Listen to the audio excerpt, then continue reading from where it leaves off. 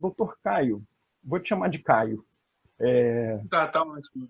A Prefiro. gente, a gente nessa resenha, a gente busca temas bem atuais, onde a nossa missão é fazer uma divulgação científica. Sabendo do seu trabalho na linha de frente da Covid, a gente queria conversar um pouquinho contigo para que você falasse para a gente como está sendo a sua experiência nessa rotina pesada de enfrentamento dessa pandemia. Bem, Felipe, muito obrigado pelo convite. Eu também vou chamar você de Felipe, doutor Felipe, professor doutor Felipe. Felipe, Tá.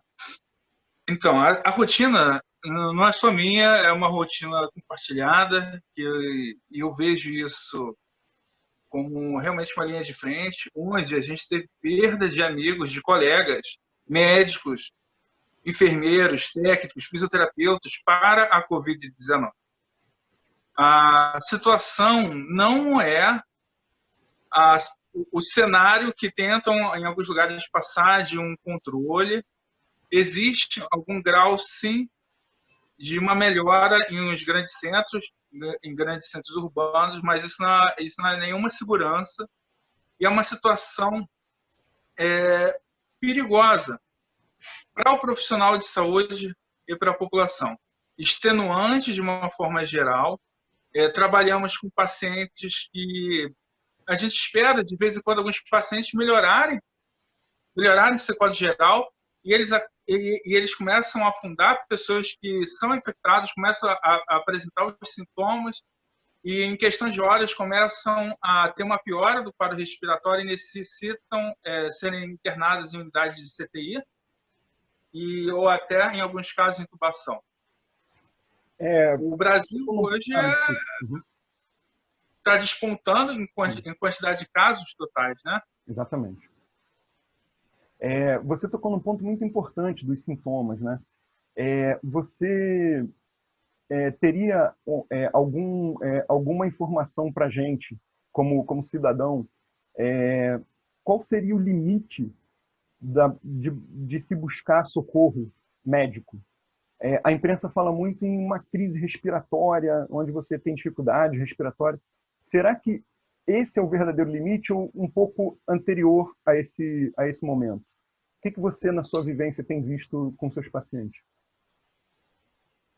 Então, Felipe, quando começou todo esse quadro da Covid, eu vou ter que me anteceder um pouco para responder essa pergunta. Quando começou o quadro da pandemia da Covid, eu falei com os meus familiares, falei o seguinte: olha, a rotina vai mudar daqui para frente. É o famoso novo normal. É o novo normal. E, inclusive, nesse quesito, eu criei um grupo de WhatsApp para ter contato com meus familiares, amigos, conhecidos e pessoas que eu não conheço para justamente orientar esses pacientes. O governo federal, pelo Ministério da Saúde, tinha criado um aplicativo para celular Android, Apple Store, chamado Coronavírus SUS, que é um aplicativo muito bom, e ele tinha orientações. As orientações, antigamente, eram realmente, se a pessoa tem uma febre alta, um cansaço muito forte, e principalmente com essa questão da falta de ar, encaminharem para uma unidade de saúde, particular ou pública, e o próprio aplicativo, ele tinha um mecanismo de GPS que ele te dava onde você está, qual a unidade de saúde mais próxima, inclusive número de ambulância e resgate dentro de casa. Só que, atualmente, alguns pacientes que não têm necessariamente os sintomas respiratórios podem desenvolver a doença com um certo grau de rapidez, mas esses pacientes são os grupos de risco. Então, quando você é grupo de risco, seja a obesidade é uma coisa importante que a gente vê bastante entre esses pacientes internados em unidades de CTI, intubados, hipertenso, diabético, pessoa imunocomprometida, seja por HIV, que é menos comum, mas pela própria diabetes ou uso de algum outro fármaco, como corticoides ou similares que diminuem a capacidade imune.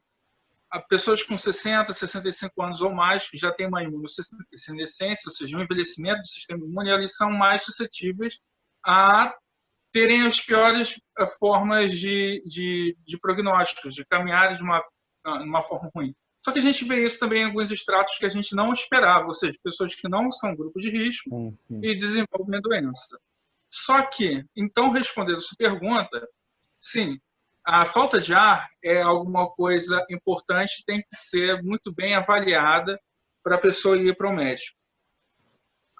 Agora, esses grupos de risco, dentro das outras sintomas, sejam perda de olfato, perda de paladar, dor de cabeça muito forte, diarreia, que não é tão frequente, mas existe, cansaço extremo, fraqueza e febre alta, talvez tenham que ficar atentos à possibilidade, sim, de Covid-19.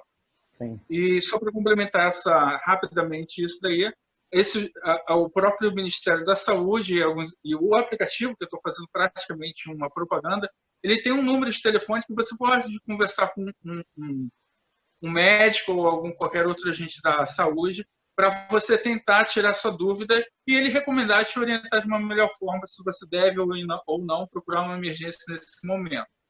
Sim. E nesse contexto, você teve medo ou você tem medo de estar nessa situação, nessa linha de frente? Eu tive muito medo desde o início.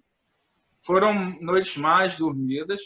Entrei na linha de frente, entubei pacientes, fiz visita a casas de famílias com pessoas suspeitas.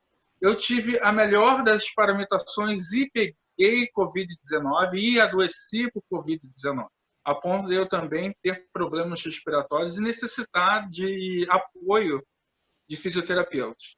E essas pessoas não têm ideia de como você fica ruim quando você tem Covid-19. Eu fiquei trancado dentro do quarto, graças à minha família, na verdade, ao apoio que tive, principalmente da minha mãe e de colegas. Eu fiquei em quarentena, eu tive uma melhora do meu quadro, não tomei nenhum medicamento que não tenha sido cientificamente comprovado, mas eu tive a melhora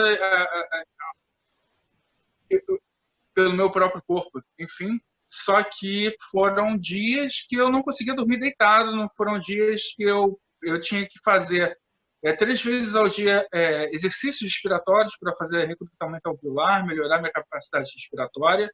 E eu acredito que é isso. E também o próprio indivíduo, né? Cada um sabe o corpo que tem, o seu corpo vai atuar de diferentes formas, né? Para combater a doença. Então, eu tive medo, eu tenho medo até hoje, porque ainda a gente não tem total ideia dessa imunidade após a exposição ao vírus. Isso ainda é inconclusivo. Então, mesmo que eu tenha me adoecido, voltado a trabalhar, eu ainda uso a máscara, ando com álcool gel, álcool 70, eu tento não vacilar e mantenho as medidas de isolamento, distanciamento e a logística, inclusive, dentro de casa, para evitar que, eventualmente, eu me contamine ou contamine outras pessoas. Quer dizer, essa sua postura cautelosa, ela não se encerrou depois que você passou, né, como paciente, né? Você ainda mantém essa postura cautelosa. Isso é importante para a população de um modo geral, porque ainda não está certo de que depois que você tenha tido sintomas e o seu diagnóstico sendo positivo, que você não se infecta nem infecta os outros novamente, né? Então, assim, é muito importante que a sociedade veja isso. Um médico com essa consciência bem cautelosa, não sei bem se esse termo, mas eu acredito que seja. Isso tudo te dá uma sensação de dever cumprido perante a sua profissão. O que você teria, né, como uma com esse sentimento de bom, meu dever está sendo cumprido como profissional. o que você diria para os médicos que estão se formando, ou aqueles que estão lá no comecinho da faculdade, como um exemplo para eles, assim, essa coragem que você teve no início, essa conversa que você teve durante esse processo e esse movimento de cautela que você tem hoje? Qual a mensagem que você teria?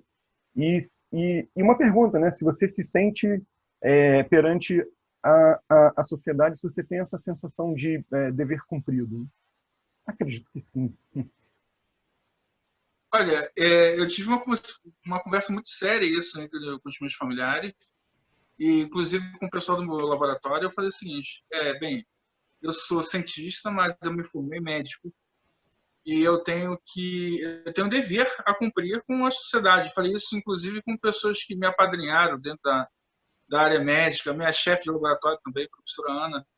Eu também tive essa conversa sincera. Eu falei o seguinte: eu não sei como vai ser daqui para frente. Se eu adoecer, se eu morrer, é parte, é parte. Mas eu sempre senti essa necessidade desse dever. Inclusive, eu me inscrevi na Secretaria Estadual de Saúde como voluntário.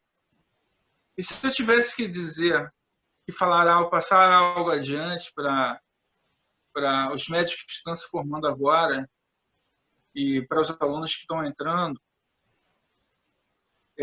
eu acho que eu teria que voltar a uma frase que é dada a Hipócrates, né? Que a arte é longa, a vida é curta, o momento de você fazer um juízo é fugaz e a experiência engana. Então, quando você tem que atuar, você tem que ter cautela, porque você, bem ou mal, como médico, você está tocando a vida de alguém. E, inclusive, no momento que a pessoa morre, e às vezes isso o paciente morre, e dentro da situação atual, que realmente você não pode ter contato com pacientes, familiares que ficam do lado de fora, não tem contato com uma mãe, com um filho que morreu, você, naquele momento, se torna uma das pessoas mais importantes na vida daquele indivíduo, daquele cidadão. E as pessoas têm que ter, eu acho que um mínimo de noção da responsabilidade que tem. E não só a responsabilidade como médico, e agora eu vou falar um pouco lá do científico da coisa, a responsabilidade científica que um médico tem quando vai medicar a pessoa. Ele sabe por que está fazendo aquilo, ele sabe quais são as propriedades daquele remédio. Será que é necessário tomar agora? Será que não? Uma vez eu ouvi de um acadêmico da Academia Nacional de Medicina, José Carlos do Vale, ele foi diretor do INCA. Ele falou a coisa mais certa, que é: nunca seja o primeiro médico a utilizar um medicamento novo, mas também não seja o último médico a parar de prescrevê-lo. É tudo uma questão de cautela quando a gente está com uma vida em sua mão e eles se formam novos, eles se formam com 20 e alguma coisa anos de idade e têm vidas na mão dessas pessoas, sendo que agora a vida deles também corre risco. Uma belíssima mensagem, Caio. Infelizmente, o nosso tempo é curto, mas o nosso canal já está disponível para você voltar quando você quiser. Então, muito obrigado, Caio, mais uma vez, pela sua contribuição fantástica no nosso quadro Resenha Consciência. E a gente ainda vai ter outras coisas para conversar aqui, cara. O prazer foi meu, Felipe. Sempre estarei aí à disposição para ajudar o Resenha Consciência. E saudade de todo mundo, do nosso laboratório, do laboratório de vocês. E vamos firmes e fortes, né? Não pode esmorecer. Sim, exatamente. Caio, um grande abraço de longe. Tudo de bom para você. Um grande abraço, meu querido. Tchau, tchau. Tchau.